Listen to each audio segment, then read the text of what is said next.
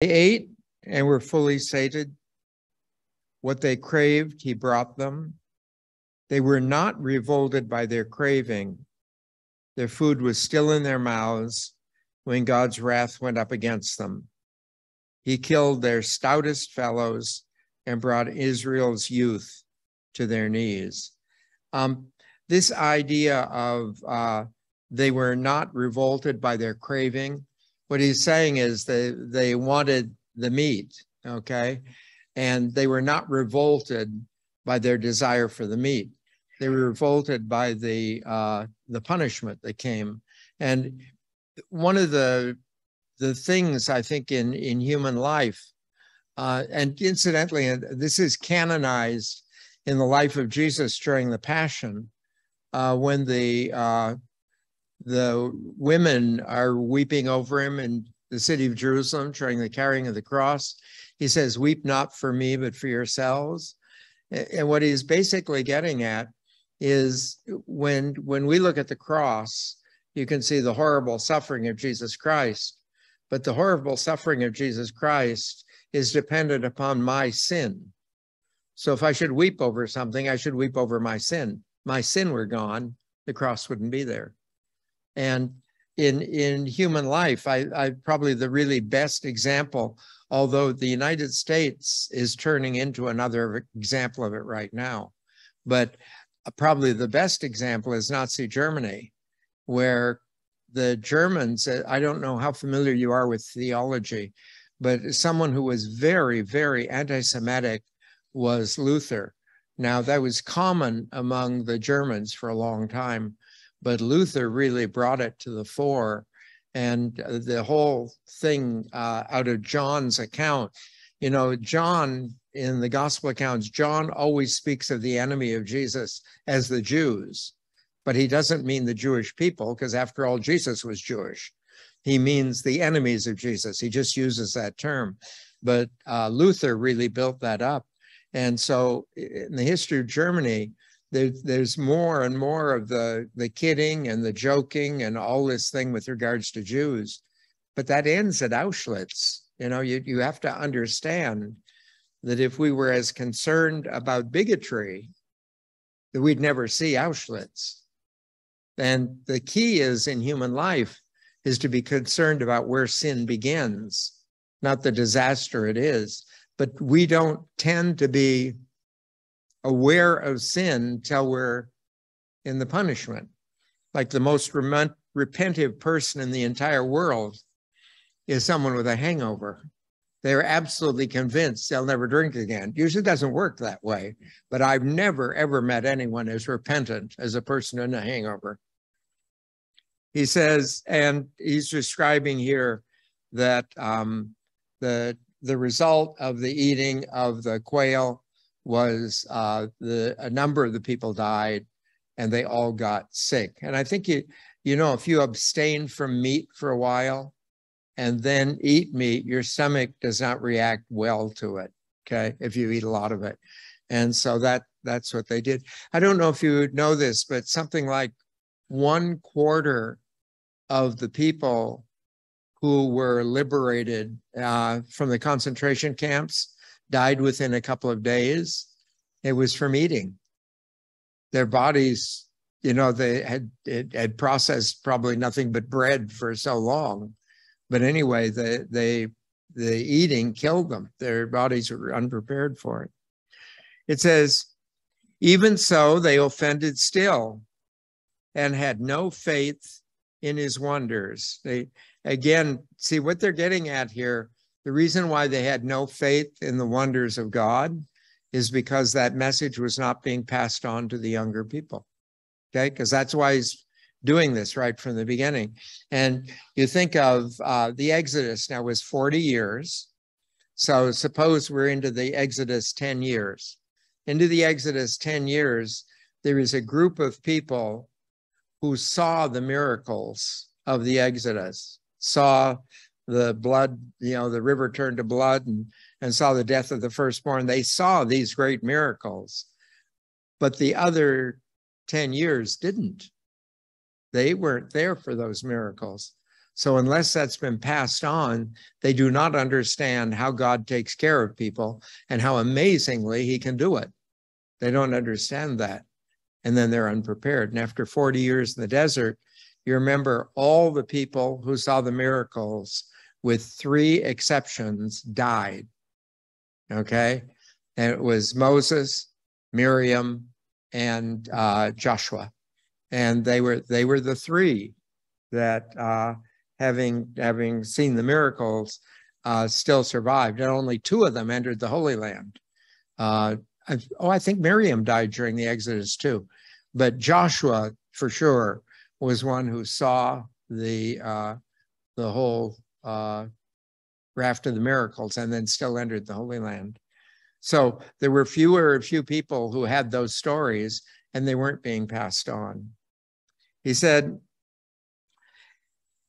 and they wasted their days in mere vapor and their years in dismay.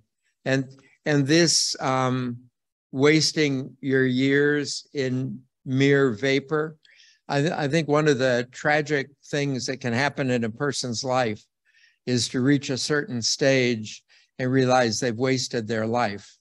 At whatever stage that is, it can be a conversion moment, but it more often than not is a depression moment. But to realize, that the time of your life has been wasted. I think one of the key things is to know the seasons of your life. Your life will go through certain seasons, and they're things appropriate to the season. My grandfather, not the one with Prudential, but the other grandfather, one time sat me down. He was a world traveler. He was a boxing manager. And those days before TV, they would take a group of boxers and travel around the world and do demonstration bouts. And he did them for the Empress of China, for the Tsar of Russia, did the great stories. But anyway, he sat me down one time, I think I was about 10, and he asked me different things I wanted to do. He wanted to go through a whole list. And so one of the things I wanted to do was climb Half Dome. And my grandfather said, you do that when you're in college, okay? And another thing I wanted to do was to go down the Mississippi on a side-wheeler. He says, wait till you're in your 90s. He says, anyone can sit on a deck and sip a mint julep, you can do that. But he was very serious about this. He says, you find out these things, you have a group of things you want to do, and they're very appropriate to times of your life. But he says, you don't want to, in your 90s, remembering you're supposed to climb Half Dome. This is not good, So this, but this idea of knowing, there are seasons to our life. And if I have wasted my life up to today, there's a danger that I will spend the rest of my life mourning that I wasted up to today. But that mourning will fill what I could have done tomorrow, okay? At any time in my life, I can start out. That's a wonderful thing with God. It's when you die, what's most important is not how far you come, but the direction you're facing. That's why he says, if you turn to me at the moment of death, you're in heaven. If I turn away from him at the moment of death, I'm lost. God is always about tomorrow. Always. The whole thing's about tomorrow. You know more of your past than God does. And I've said this many times in these conferences. When you come up for last judgment, remember, you know more about your past than God does. And keep your mouth shut. So, 34, he says, when he killed them, they sought him out and came back and looked for God. That's the Exodus thing. Sin, punishment, repentance. And they recalled that God was their rock, the Most High, their Redeemer. Yet they beguiled him with their lips, and with their tongues they lied to him. And so that their repentance was insincere. There was a movie done many years ago, and I forget how the movie began, but something horrible was going on in this man's life. I presume it was the end of a love relationship, which is the background of it. But anyway, the man decided to commit suicide, and he went down to the beach, and the film looked like Santa Monica.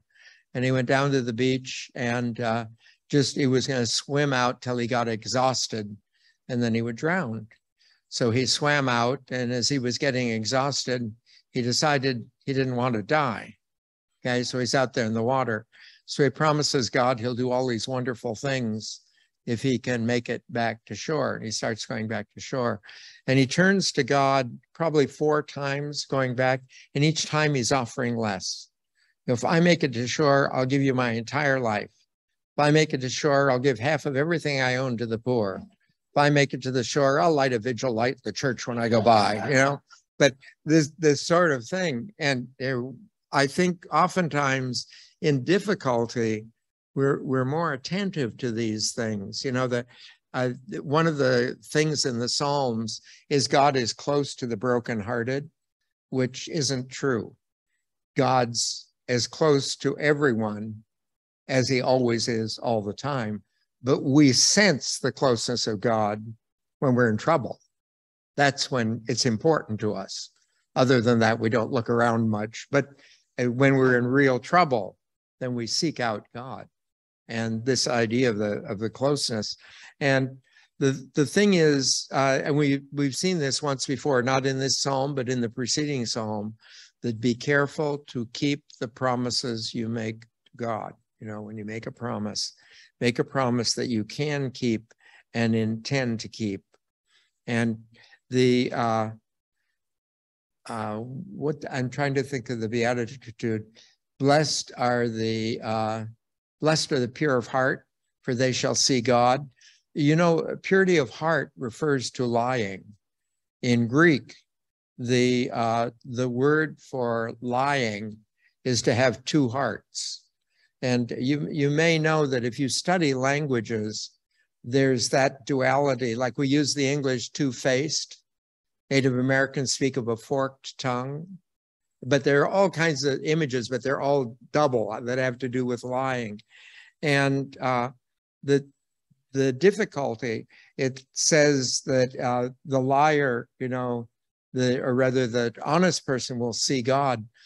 Sigmund Freud wrote a commentary on the Beatitudes one time. And one of the things he said about that Beatitude, he says, people who lie will never actually see another person, let alone God. And it's because a person who lies suspects the other person of lying. We always bestow on everyone else the privilege of being exactly like ourselves. So what we do is, if I've lied to you about who I am, I presume you're lying to me about who you are. And if I don't really believe what I hear, I cannot know you.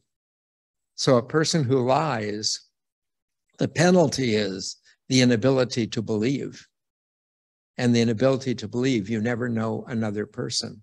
It's complete isolation, which I think you know is by definition hell. Hell is isolation. And so this idea of being very, very careful is better not to make the promise than to make the promise and not keep it. The penalty of lying is catastrophic, this inability to know. And the lie, like if you were to look through the scriptures, you'd find out that probably the most serious sin is lying. Every sin begins with a lie. We lie to ourselves about the situation, or we lie to ourselves about how we might handle it, or every sin begins with a lie. And if you go to Genesis, the very first sin, the devil comes to Eve and he says, I understand that God told you you can't eat of any of these trees. And Eve says, no, that's not true. She's right. God says we can eat of all the true trees except this one, which we may not even touch. God never said don't touch it. Any rabbi who reads that text will tell you as soon as she says the lie, she's going to fall into sin. The lie is the door to sin. Okay? If you never lied, you could not sin. The lie is the door to sin. And so this idea of being very careful about the lying, he says, their heart was not firm in him, and they were not faithful to his pact. Okay? And again, this idea of the ongoing sequence of sin, punishment, repentance, it goes through. He said, yet he is compassionate. He atones for crime and does not destroy, and abundantly takes back his wrath, and does not arouse all his fury. Notice this, he is compassionate. Where do you actually see the compassion of Jesus? The compassion of God is in Jesus. And to understand the word passion comes from Greek. And passion, everyone's life is divided into two things. Your life is divided into action and passion. Action is what you do. Passion is what happens to you. Okay? So if you eat, that's action. You get indigestion, that's passion. Okay? If you're walking down the street and you're hit by a tree, that's passion. Okay? So passion, if you win the lottery, that's passion. Okay? Passion doesn't need to be evil, but passion is what happens to you over which you have no control. And action is what you do over control. Compassion. Com means with. Compassion is the ability to feel what another person's feeling. Do you know where you really understand compassion is if you ever study acting. If you want to be a good actor, you need to find some place in your life where you can feel what the character you're playing feels. If you can do that, and you find good actors are really good that way. If it has to be the death of someone they're dealing with, and then they need to find a death that affected them. Doesn't even matter if it's the death of a pet, but they need to find a death that affected them. And touching that emotion, they can go into that compassion. And that is what God did in coming among us in Jesus Christ. When God walked among us in Jesus Christ, it wasn't sympathy from that point on, it was compassion. He suffered. And what Paul says is that Jesus is like us in everything but sin. That means that Jesus has endured every temptation every person in this room has endured, because the temptation isn't sin, okay? Temptations are not sin. And one of the things about being a human being is, you know, we have great compassion for people whose sins are our own. So like if someone is committing a sin that I myself am involved in, I understand the weakness, I understand how they're led to it, and I understand all that. And even if I haven't fallen into it, if it's something I'm really led to, I have great sympathy for this person. If you're involved in a sin I've never been tempted to, you're a monster, okay? How could anyone be so stupid, you know? And this whole thing, well, you have to understand when you come before God, the God you come before for judgment has undergone exactly the same temptations you have. And that God will know why you fell. That's compassion in God. God holds this tremendous compassion. He feels what we feel. This is so strong. I don't know how many of you are students of the Quran, but this is so strong in the Quran that compassionate is almost the inevitable word they use for God. Like we tend in our prayers, almost the inevitable word is Almighty. You know, Almighty God, Almighty God. We use it all the time. Well, in the Muslim community, they use the word compassion. God is always the compassionate one. And I oftentimes thought, you know, that if you, I looked at the, many of you probably saw the films of those Ethiopians who were beheaded for being Christians by the one of the Muslim crazy groups. But when they did it, you know, they really good to be able to learn just a phrase in Arabic, which would be the compassionate God, you know, because that's what they say all the time. And just remind them at that moment, compassionate God. And this sense. He says, and he remembers they are all flesh, a spirit that goes off and does not come back. What's he saying here? God remembers that we're flesh. And when he puts his spirit within us, that spirit in flesh walks away from God. Okay? And if you think about it, children are essentially alienated from God. Now, people are horrified when I say that. People always think children are innocent and stuff. I'm surprised parents don't get over that. But anyway, they have this concept, of children being innocent. That's contrary to our faith. We believe the deepest you ever were in your entire life in sin was the moment of your birth. That's why we baptize people, because original sin is as deep as you can get into sin. And there's no way to crawl out of that. So God pulls you out of original sin, and then you can go on and try and avoid sin and stuff in our lives. But this idea of once God puts a soul into flesh, that soul is of its nature in flesh separated from God. And so it is the work of God in cooperation with that soul to draw that soul back to God. Okay. And although in the Catholic faith, I think, we believe we get our bodies back eventually, hopefully with corrections and things. But anyway, we eventually, our bodies return to us. And, but like in the Native American thing, that's not true at all. The idea is that when your soul enters your body, it is of its nature alienated from God. So to actually fully go home from God, it has to get rid of this body and return to God. And you find very much that in the Hindu tradition and stuff like that. But in our tradition, we hold that ultimately you get your body back, okay? It's good to write a description, have it in the casket with you when you go, so he'll know exactly what you expect, okay? A picture wouldn't hurt either now that I think about it, so, okay. How much they rebelled against him in the wilderness, caused him pain in the wasteland. And this idea of causing God pain, when I was a little boy, that's the way the nuns told us in the class. In fact, I think, if I remember correctly, we had a large portrait of Jesus Christ. And anytime something went wrong in the classroom, she'd put a thorn on the crown. It indicated, that we were torturing God. And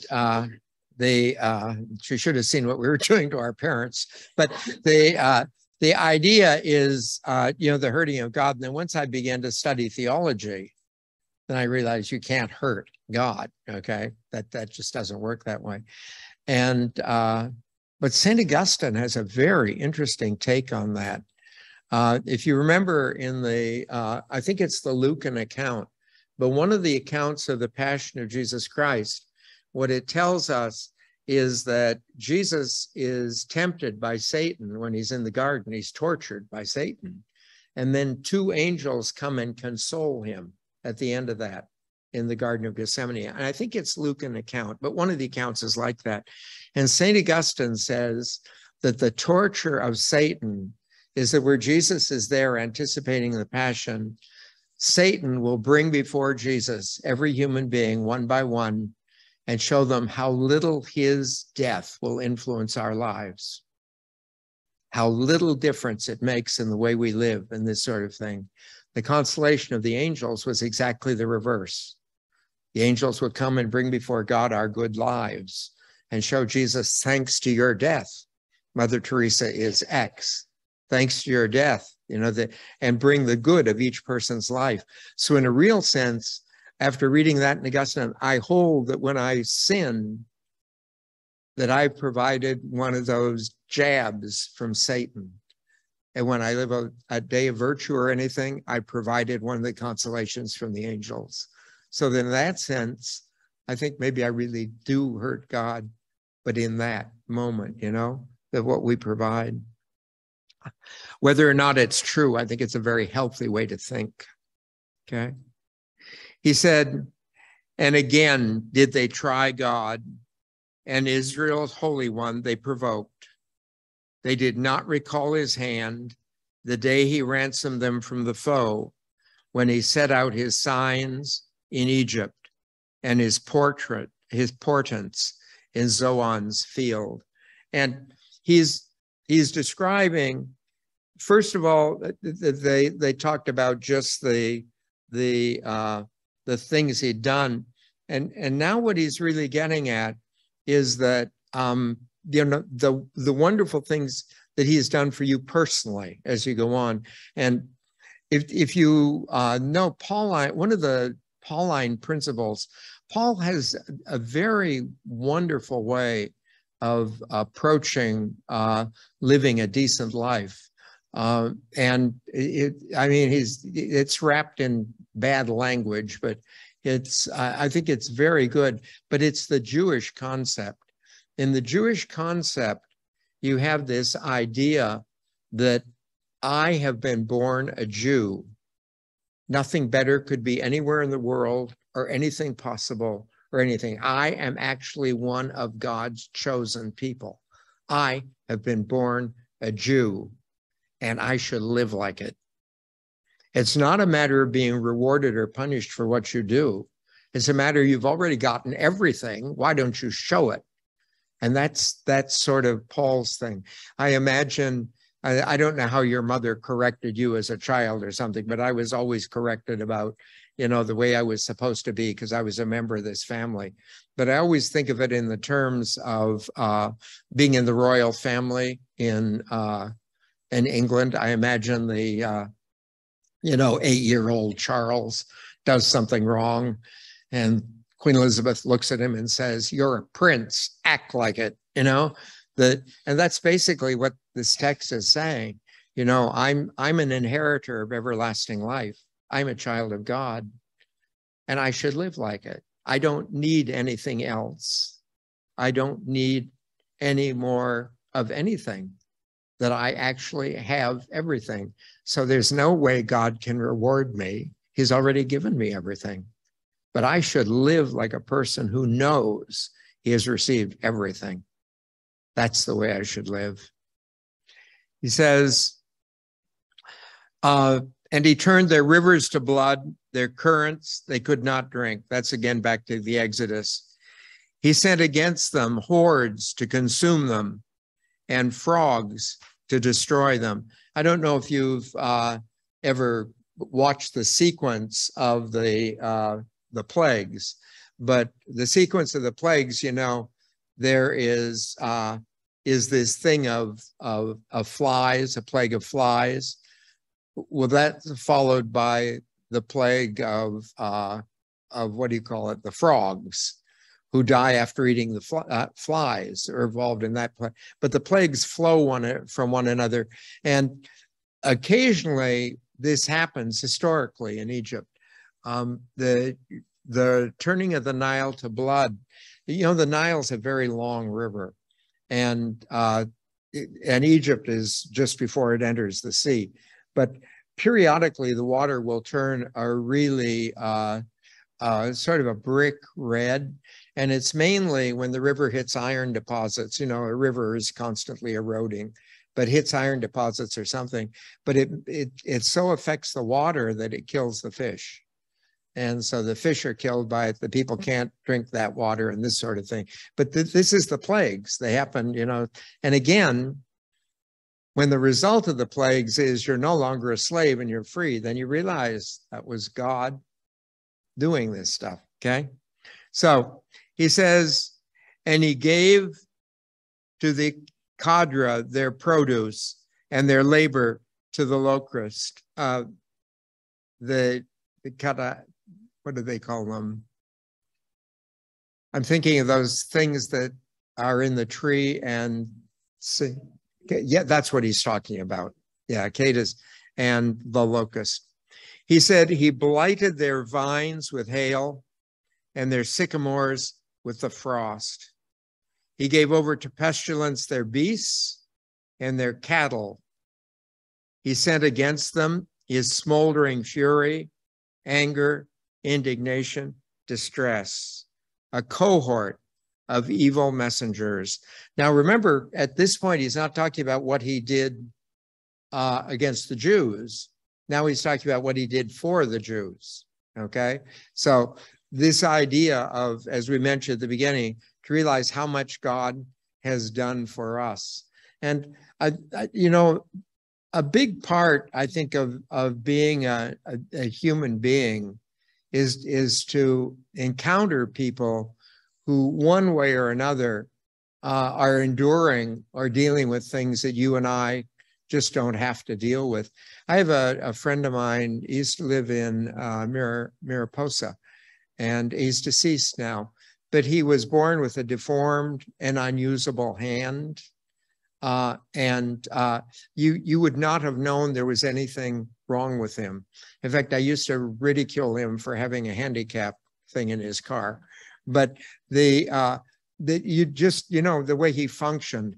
And then I broke a shoulder at one time and couldn't use one arm. I couldn't function. I had to have what do you call it, a nurse come in just so I could take a bath, you know, that you have to, if you aren't used to these things. And yet there are people who go through their whole lives. He had never had the use of the hand and just gone on. And I think over a period of time, we as human beings can become more sensitive than critical as we understand these sort of things. You know, when I was working in the prison, this is one of the things that most affected me when I was working in the prison. You would talk to these guys, and this guy was stealing from a store. We're talking a little kid. And so they called the police and this sort of thing. And he ended up a couple of days in juvenile hall. And if you're in juvenile hall, you'll learn about more important things you can do. And that you graduate right on into a prison. You almost get the fact the person is predestined from the thing. And I go back to my own life and I think the first time I swiped a candy bar from a store, the owner phoned my mother. I never picked up another candy bar in a store. I wouldn't do it today, you know. My mother's deceased, I still wouldn't do it, you know. But the whole idea is you find out how many of these people, you took the very same first step they took, the very same. And it just, you know, worked out to, you end up much more than condemning, you end up sympathetic in all kinds of things that go on in people's lives. It's a really strange thing. It makes you more thankful for things you didn't even know were gifts, you know? I remember the first time when I was in high school, you know, in the neighborhood and everything I was raised, and I was raised in the 40s. I was basically in a Catholic ghetto. I didn't know there were people who were raised by one parent. And when I got into high school, I realized a percentage of people, you know, didn't have two parents. I realized a percentage of people came home every day to an empty house. I realized, you know, I went to school, as I told you, right across the street from my home, and I went home to a hot lunch every day, you know, and I was thinking, no one ever thought that was a privilege when I was being raised, you know, but to understand, we are people who are in ignorance, drowning in privilege. This is amazing. We are people who in ignorance are drowning in privilege. He blazed a path for his fury. He did not keep them from death, and to their pestilence he gave their life.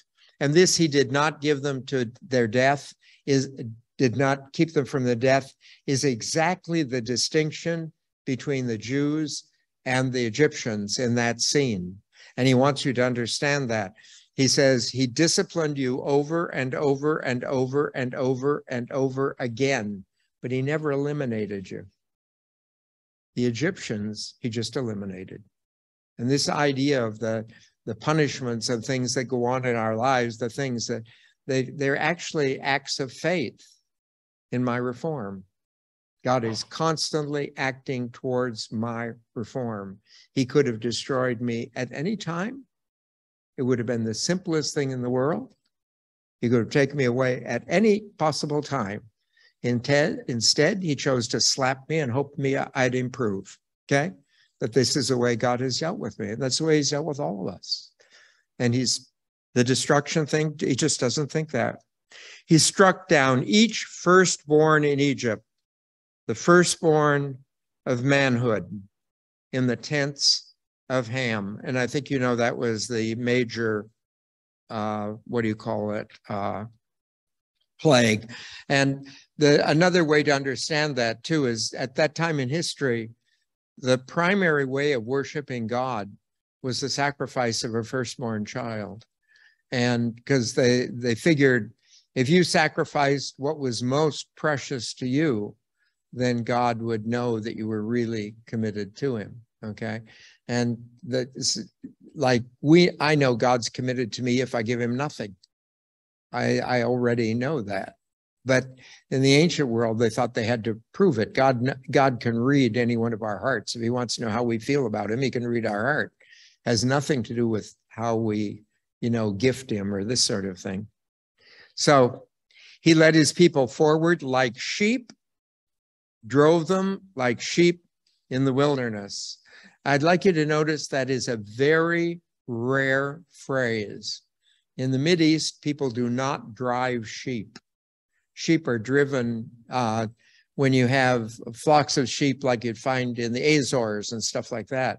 If you have 1,000 sheep, you do that. The greenery is so sparse in the Mideast that when you actually have a flock of sheep, you keep it a very small flock and you walk it to the area and they eat. But if you had 1,000 sheep, they would die in no time, the Mideast. You couldn't do that. And the other thing is the shepherd walks in front of them, not behind them. As soon as a lamb is born, the shepherd will carry it around his neck. And so it marks to the shepherd's voice, not to the bleat of the mother. And he will put the lamb down to the mother only to feed and keep the lamb with him a certain length of time. Then all the shepherd has to do is start talking, and they'll all follow him. They go out. And that's the image about which Jesus talks about being the good shepherd. They know the sound of my voice. They follow me. That all those images come from that little tiny group of sheep that you find in the Mideast. He said, and he guided them safely. They feared not their enemies, the sea covered. And so as they walked away from the Reed Sea, as they were walking away, the sea is floating with Egyptians, and they're washing up on both shores, and the Jews are marching away. And at that moment, they realized the power and what God had done for them and their safety. They didn't remember it very long, but at that moment, they knew it. There's a thing in theology that when God calls you, he always gives you the grace to respond at that moment. And I speak for myself. I'd be willing to bet most of you, if you sit around and think about it, will find very noble things you thought of doing at one time and ultimately just didn't get to. And what that usually is you let it go till the grace to do it was gone. But the grace comes with the call. That's why the really famous examples, Francis of Assisi, sell what you have, give to the poor, come follow me. He takes off all his clothes and walks out of the church naked. He grabbed the moment. It transformed him. So we'll stop it there and pick it up on verse 54. I told you this was a long psalm, but I actually thought we'd finish it.